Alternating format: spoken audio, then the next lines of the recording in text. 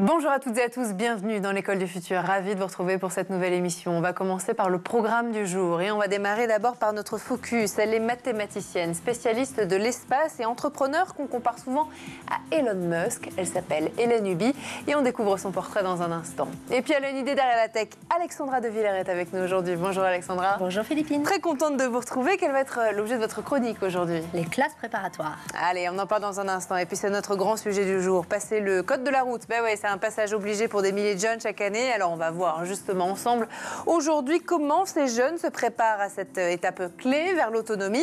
Et on va le faire avec notre invité qui travaille pour une plateforme justement qui réinvente l'apprentissage du code, des stratégies pour réussir, aux innovations numériques en passant par le rôle des parents. On vous dit tout aujourd'hui et on en parle avec elle, avec vous, Mathilde Martinez. Bonjour. Bonjour Philippine. Soyez la bienvenue sur le plateau de l'École du Futur. Vous êtes chargée de marketing à l'Institut de l'éducation à la mobilité chez Codapagos, cette entreprise donc, et cette solution dont on va parler dans un instant, juste après le focus.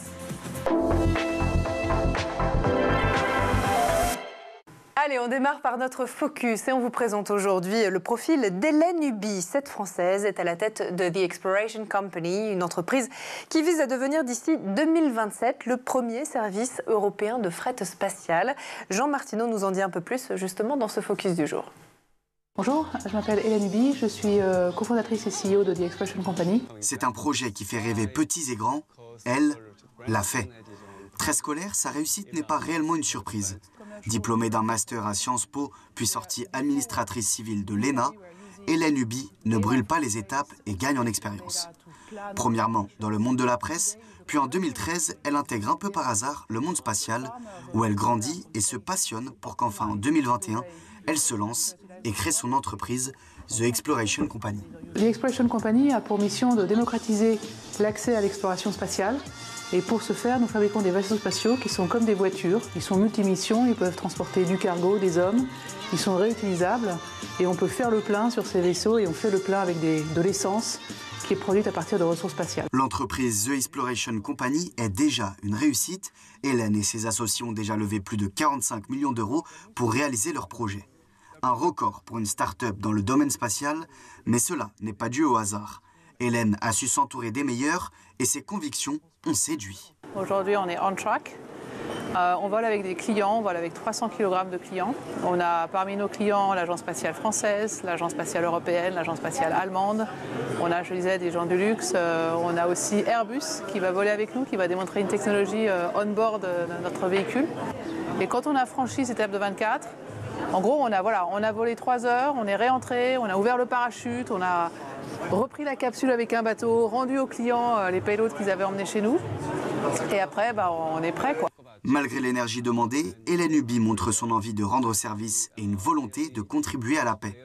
Son projet de fret spatial devrait arriver d'ici 2027. Mon fils, il me dit, moi j'aurai le choix quand j'aurai décidé d'aller sur Mars, etc. Et je pense que effectivement, nos enfants, donc les miens ont entre 8 et 14 ans à peu près, et je pense que ce sera une génération qui aura le choix d'être parmi les pionniers. Et ça veut dire que ce sera aussi un acte de courage d'aller développer cette humanité ailleurs. Mais oui, je pense que ça va arriver très vite en fait. C'est pas dans 50 ans ou dans 100 ans, c'est en ce moment que c'est en train de se passer en fait. 2023 avait été une année fructifiante pour la Française qui avait récolté les prix de l'entrepreneur de l'année du cabinet EY, celui de visionnaire des trophées de l'impact de l'opinion et avait été nommé chevalier de l'ordre du mérite. Difficile de mettre la barre plus haut, mais son enthousiasme et sa persévérance pourraient bien l'emmener bien plus loin que les étoiles. Merci beaucoup Hélène Huby. Merci à vous. Un portrait particulièrement inspirant, effectivement. On va parler d'autre chose maintenant. Autonomie, sécurité et responsabilité. Passer le code de la route, c'est bien sûr bien plus qu'un simple examen. Et justement, c'est une étape symbolique qui marque aussi le début d'une nouvelle indépendance pour les jeunes. Et pourtant, les taux d'échec restent élevés et les freins à la réussite sont nombreux, entre manque de temps, stress, méthode d'apprentissage peu engageante aussi. Comment rendre cet apprentissage un peu plus efficace et surtout un peu plus attractif? Mais voilà une question qu'on va poser à notre invité tout de suite dans la première partie du talk. Et on en parle avec vous justement, Mathilde Martinet. Je rappelle que vous êtes chargée de marketing à l'Institut de l'éducation à la mobilité chez cette entreprise qui s'appelle Codapagos. J'aimerais bien, s'il vous plaît, nous on s'est rencontrés justement sur le salon Educatech il y a quelques jours, mais que vous nous présentiez pour celles et ceux qui ne connaissent pas ce que vous faites, ce que c'est que Codapagos. Alors Codapagos, c'est une solution de code de la route directement dans les lycées. Donc c'est une solution hybride qui combine distanciel et présentiel.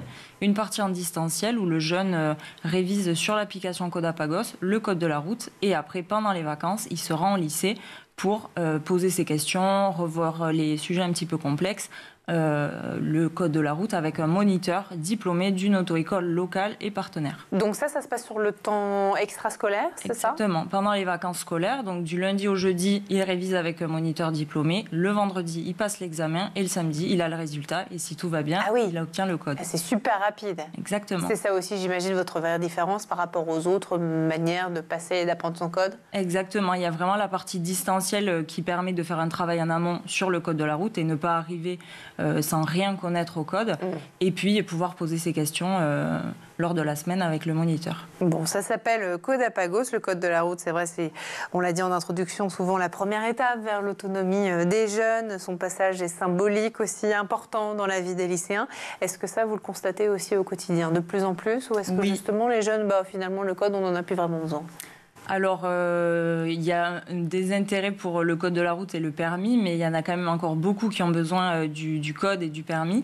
Donc, et puis on essaie avec cette nouvelle méthode pédagogique de motiver les jeunes avec du jeu. En fait, on a intégré du jeu dans l'application et dans la semaine en présentiel pour rendre ça plus ludique et plus sympa pour les élèves. Alors par exemple, concrètement, comment ça se passe peut-être pour les jeunes, pour leurs parents aussi qui nous regardent? Alors on fait des jeux duo carré cash, qui leur permet d'animer. Il y a des groupes qui sont faits dans la classe avec des petits challenges entre eux pour les motiver et puis pour obtenir un maximum de réponses. Pour les motiver à avoir un maximum de réponses. Et d'essayer de leur donner envie, effectivement. Exactement. Parce que chaque année, c'est vrai, on en parlait aussi, des milliers de jeunes passent le code avec des taux de réussite très variables. Selon vous, justement, quels sont les principaux freins à la réussite de cet examen aujourd'hui? C'est le fait que ce soit pas très fun? Alors, au niveau national, on constate en 2023 53% de taux de réussite. Codapagos, on est à plus de 70%. Donc, on se dit que oui, certainement, notre méthode fonctionne. Alors, peut-être le jeu, peut-être aussi le distanciel et le présentiel. Et ce combo donne ce fort taux de réussite et on espère que ça continue. C'est tout ce qu'on leur souhaite et ce qu'on vous souhaite aussi, en tout cas. C'est vrai que l'épreuve du code, elle est souvent, pour l'avoir vécue aussi, perçue comme stressante. Alors, quel conseil vous donneriez à un jeune, justement, qui là peut-être révise son code ou qui a son examen dans quelques heures, dans quelques jours, qui est peut-être un peu stressé à l'idée de passer cet examen? Alors, on a posé la question à nos élèves directement. On leur a demandé quel conseil donnerais-tu à d'autres élèves qui vont passer l'examen et quel conseil vas-tu appliquer pour vendredi quand tu passeras le code. Donc il y en a beaucoup qui nous ont dit que c'était sympa déjà d'être dans son établissement, de le faire de réviser avec ses copains de classe, etc.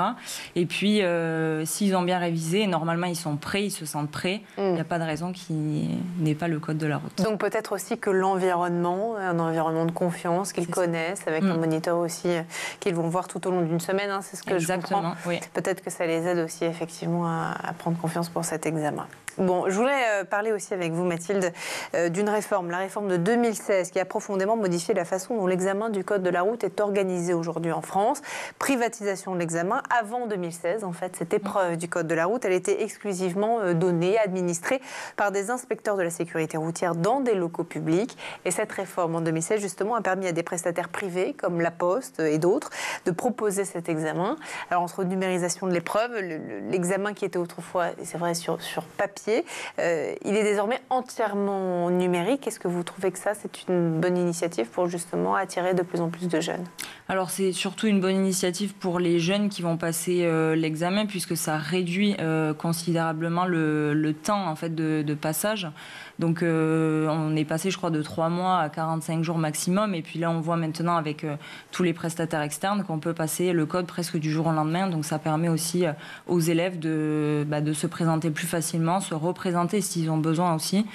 Des fois, on loupe une série à pas grand-chose, à une question. Ah oui, ça c'est terrible. Pour rappel, c'est 5 fautes maximum, donc sur 40, ça peut aller très vite. Ouais. Et on constate aussi que si l'élève, des fois, passe le code, repasse l'examen le lendemain, il va l'obtenir, donc ce serait dommage d'attendre un peu plus, 3 mois pour repasser l'examen du code, quoi. Donc justement, ce que vous me dites, c'est que la multiplication de chacun de ces acteurs qui peuvent aujourd'hui délivrer, en tout cas administrer le code de la route, ça permet non seulement de réduire les délais, oui. Mais aussi cette numérisation, elle permet de corriger quelque part beaucoup plus rapidement les résultats que c'était le cas avant quand c'était sur papier, c'est ça ?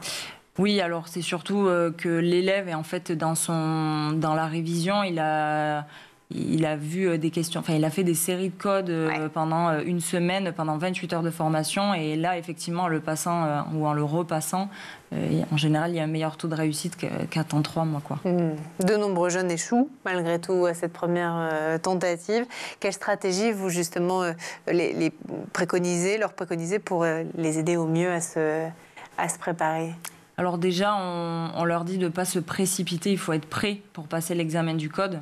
On ne les pousse pas à passer l'examen le vendredi, on leur recommande, et ils ont la possibilité de le faire, mais ils ne sont pas obligés de le faire. Et s'ils ne se sentent pas prêts, on leur recommande d'attendre. Des fois, c'est histoire d'une semaine ou 2 semaines. Et là, ils le repassent, ils sont plus confiants. Ils ont pu faire peut-être aussi plus de révisions. Et ils se sentent prêts. Et en général, quand ils se sentent prêts, ça fonctionne mieux que quand ils sont un petit peu hésitants, quoi. Oui, effectivement. Vous avez votre code de la route, Alexandra ? Oui, vous avez le permis même. Bah oui. Ouais, c'est vrai que c'est un exercice quand même stressant. Mais oui, et puis moi, je trouve que les jeunes aujourd'hui, en tout cas les miens, mes enfants, ils sont pas très motivés par le permis, par le code, de passer le code. Je pense que si le code était venu à eux au lycée, ça aurait été génial. Beaucoup plus facile, justement. Et d'ailleurs, vous êtes dans combien d'établissements ? C'est une bonne question. Vous êtes dans combien d'établissements aujourd'hui ? On est dans plus de 200 établissements en France. D'accord. Ça fait 2 ans que la société et la solution Codapagos ont été lancées. Donc on continue notre développement au niveau national. Et on arrive sur la région parisienne sur l'année 2025. Voilà. Parce que vous voyez qu'il y a un vrai intérêt aussi. Exactement. Même à Paris, où pourtant les gens prennent un peu moins la voiture, c'est vrai, vous le sentez aussi. Je pense, vraiment. Ouais, on a tous besoin d'une voiture à un moment ou un autre de notre vie, c'est peut-être important. L'attention des jeunes aussi, c'est vrai qu'elle est souvent difficile à capter, à garder, et notamment en ligne. Alors comment vous me parliez de ces sujets de jeu, de gamification, ça en fait, sans ça, aujourd'hui, on n'arrive pas à attirer les jeunes, que ce soit dans ce domaine de l'apprentissage et de la révision du code de la route, mais dans l'éducation de manière un peu plus générale. C'est un nouveau fonctionnement, j'imagine. C'est exactement. En tout cas, nous, on voit que ça fonctionne. Les jeunes sont quand même très friands de ces jeux-là. Oui. Donc, on continue. On voit que l'apprentissage est meilleur. Même pour le moniteur auto-école, c'est plus sympa d'enseigner de cette façon. Les élèves sont plus réactifs, participatifs aussi. Donc, on continue et on continue à jouer avec le code de la route, tout en restant sérieux, bien sûr. C'est un peu plus sympa, effectivement. Voilà. Merci beaucoup, en tout cas, Mathilde. On va continuer à évoquer ce sujet ensemble. D'abord, on fait un petit tour du côté de la planète tech. Images et vidéos, c'est le Zap et c'est l'œil de Jean Martineau.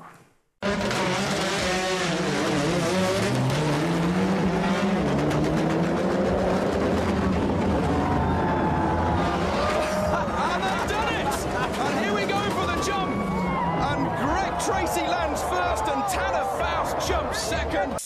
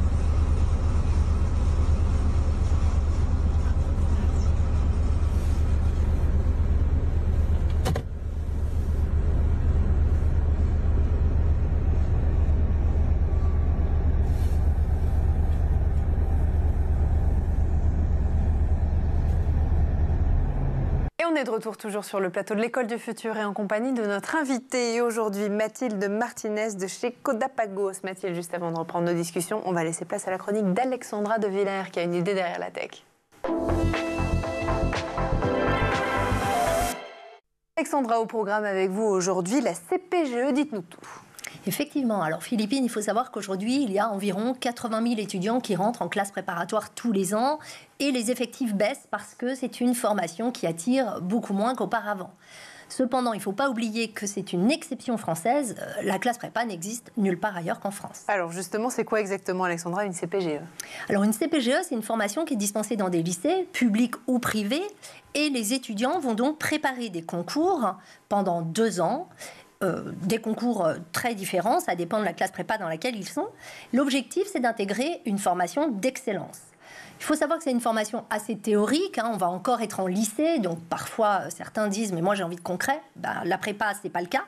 Et puis, on a cours toute la semaine, donc c'est assez prenant. On a cours du lundi matin en général jusqu'au samedi midi, et souvent le samedi matin, c'est les DS. Et puis, il y a des cols le soir, enfin voilà, c'est vraiment extrêmement prenant pour les élèves. Mais c'est extrêmement enrichissant, vraiment. Il faut savoir que sur le plan intellectuel, les étudiants font un bond, c'est absolument merveilleux. Et puis, ils vont acquérir des méthodes, ils vont être très efficaces, et ça va leur servir toute leur vie professionnelle. Est-ce qu'il y a différentes CPGE, Alexandra? Oui, bien sûr. Il y a différentes CPGE. Déjà, on a traditionnellement les CPGE scientifiques, ce qu'on appelle les classes prépa MPSI, PCSI, PTSI, tout ça, il y a des petites différences. Et puis la BCPST qui permet de rentrer dans les écoles d'agro et véto. Il y a aussi les classes préparatoires littéraires, la prépa AL, où là vraiment ça va être philo, lettres, langue. La prépa BL, qui est un petit peu hybride, il va y avoir des maths et des sciences sociales.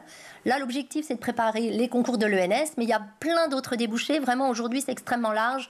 On peut rentrer au CELSA, on peut rentrer dans une école de commerce, on peut rejoindre Sciences Po. La prépa littéraire est vraiment extrêmement intéressante. Et puis, l'ex-prépa HEC, qu'on appelle maintenant aujourd'hui la prépa ECG, qui permet d'intégrer une grande école de commerce, comme on les connaît, HEC, l'ESSEC, l'ESCP, l'EM Lyon, etc.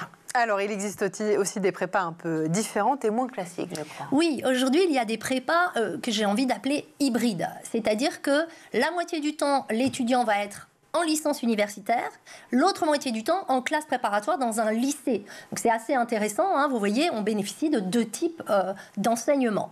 Nous avons la prépa D1, qui est une prépa droit, on va préparer l'ENS Rennes, et puis la prépa D2, qui elle est plutôt axée sur l'économie et la gestion. Je trouve ça très intéressant comme formule parce qu'on va pouvoir acquérir les méthodes de la prépa, puisqu'on va être en classe prépa, on va avoir des cols, on va avoir des DS, et puis on va être à la fac, et là, on va acquérir l'autonomie que nécessite l'université. Donc, c'est une belle option pour ceux qui se disent « j'ai peut-être un petit peu peur de faire une classe prépa classique », eh bien, celle-là, elle permet, j'ai envie de dire, de respirer un petit peu quelques jours dans la semaine. Et c'est important, effectivement. Alors, quel est le profil du lycéen, justement, qui peut se permettre d'aller en prépa ? Alors évidemment, il faut être un bon élève, ça c'est sûr, on va dire que c'est le prérequis, un niveau scolaire solide. Et puis, pas que, il faut aussi avoir l'habitude de travailler, parce qu'on va beaucoup travailler pendant 2 ans, donc il faut avoir des habitudes de travail. Il faut aimer le challenge, c'est vraiment très important, et surtout avoir un fort mental. En général, quand on rentre en classe prépa, on se prend comme un petit buste sur le coin de la figure, parce qu'on peut perdre jusqu'à 10 points de moyenne, ça faut le savoir, donc il faut être capable de le supporter psychologiquement. J'ai envie de dire qu'il faut être résilient pour faire une classe préparatoire. Comment on postule alors justement pour celles et ceux qui nous regardent et qui se disent c'est peut-être pour moi, comment on postule en classe préparatoire? Alors là, toutes les CPGE quasiment sont sur Parcoursup. Et le principe est le suivant, chaque classe préparatoire, chaque type de classe préparatoire représente un vœu et ensuite on peut faire 10 sous-vœux par classe prépa, par type de classe prépa. Chaque sous-vœu correspondant à un établissement. Et on n'oublie pas qu'on a le droit à 20 sous-vœux en tout. Toujours. Et ça, j'imagine que la sélection, elle va reposer, elle, sur plusieurs critères. Oui, évidemment. Premièrement, les établissements vont regarder le dossier scolaire du jeune. Alors ça veut dire quoi? Eh bien, ses bulletins, ses notes de première et de terminale. Ensuite, le rang de l'élève dans la classe. C'est vrai que c'est un indicateur assez intéressant et important pour les classes prépa. La fiche à venir. La fiche à venir, c'est là où tous les profs de terminale écrivent leur appréciation et sur l'aptitude du jeune à rentrer dans la formation désirée. Donc cette fiche à venir est essentielle, vraiment. Et puis, la lettre de motivation, qui va permettre d'expliquer pourquoi on veut faire une classe préparatoire. Et dernière chose extrêmement importante, la présence aux journées portes ouvertes. Les classes prépa, pas toutes, mais une grande partie d'entre elles, note la présence de l'élève et ça peut jouer dans le recrutement. Exactement. Et comment ils font? Donc ils prennent le nom? Alors il faut s'inscrire sur Internet déjà. D'accord. Et ensuite, quand vous arrivez, il y a quelqu'un à l'entrée et il note votre nom. Vérifie. Aïe, aïe, aïe. C'est du vécu. Très, très bon conseil. Justement, on va continuer là-dessus. Quel conseil vous donnez au-delà de celui-ci? Très important pour les lycéens qui se posent la question prépa ou pas prépa. Alors, il n'y a pas une réponse unique. Évidemment, ça va dépendre du profil du jeune. Moi, je dirais prépa si le jeune n'est pas débordé au lycée. Si il a envie, s'il sait où il met les pieds et s'il y va en connaissance de cause. Il sait que ça va être compliqué au départ. Ouais. Et je dirais pas prépa si le jeune est très stressé au lycée, s'il travaille énormément et si il a besoin d'un équilibre entre sa vie scolaire et sa vie personnelle. Par exemple, les grands sportifs qui font 8 heures de sport par semaine, se retrouver en prépa, c'est compliqué. Ils vont pas pouvoir continuer. Ouais. Si quelqu'un a une passion dévorante, c'est aussi compliqué. Et puis, vraiment, ce que je dis souvent, c'est qu'on fait une classe préparatoire pour soi. Pas pour faire plaisir à ses parents, pas pour faire comme le grand frère ou la grande sœur. Il faut vraiment considérer que c'est un choix personnel. Et pour conclure, si on fait le choix de ne pas aller en prépa, rien n'est perdu. On peut faire une très très belle carrière professionnelle sans faire une prépa. On essaye en tout cas. Qui n'est pas fait de prépa, on essaye. Merci beaucoup Alexandra. Alors justement, Mathilde, prépa ou prépa? Est-ce que je crois que vous avez fait prépa. Ouais, ça s'est bien passé? Oui, très bien. Vous en êtes sortie en vie? Écoutez, je suis là. Vous êtes là et je crois que ça vous réussit plutôt pas mal. Qu'est-ce que vous avez fait comme prépa et après on lance la deuxième? Alors ECE, mais qui s'appelle maintenant ECG, si j'ai bien commerce. La fameuse. Voilà. Bon. Merci beaucoup en tout cas Alexandra et puis on lance ensemble toutes les trois la deuxième partie du talk.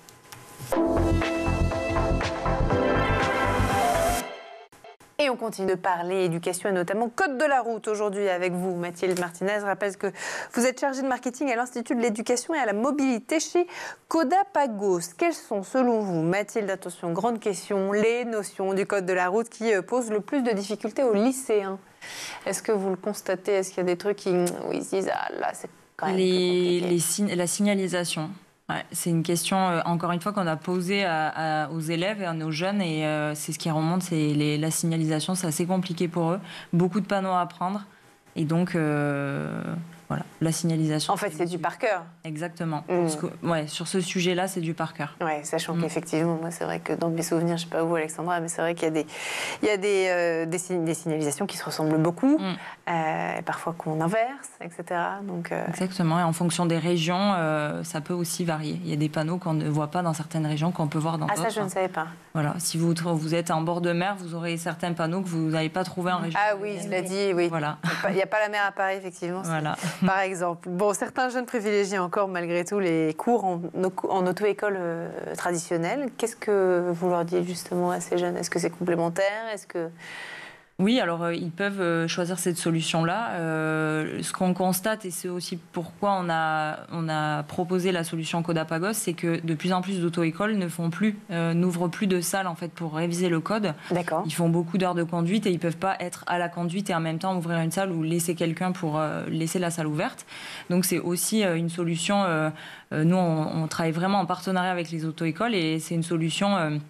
encore une fois, un petit peu hybride, où là, l'enseignant et le moniteur revient devant les élèves, avec les élèves, dans une salle, alors qui n'est pas son auto-école, mais qui est au lycée. Oui, parce qu'on pourrait dire de premier abord, quand on regarde un peu Codapagos, et notamment ce que vous faites sur Internet, que les auto-écoles, en tout cas, sont vos concurrents. Mais en fait, non, vous êtes partenaires. Exactement. En fait, dès qu'on trouve un lycée, un établissement est intéressé par le projet, on va démarcher les auto-écoles du coin, en fait, et on travaille avec les auto-écoles les plus proches de l'établissement. D'accord. Et on leur propose notre solution, on les forme à notre méthode pédagogique, et ensuite, ils viennent pendant la semaine et les 28 heures de formation enseigner le code de la route. Alors, selon Codapagos. Selon Codapagos, effectivement. Il faut qu'on parle aussi d'un autre sujet, c'est celui de l'échec, qui peut, c'est vrai, parfois, souvent même, avoir un impact psychologique important. Comment vous accompagnez justement ces jeunes sur ce sujet-là qui échouent peut-être à leur première, deuxième, troisième tentative?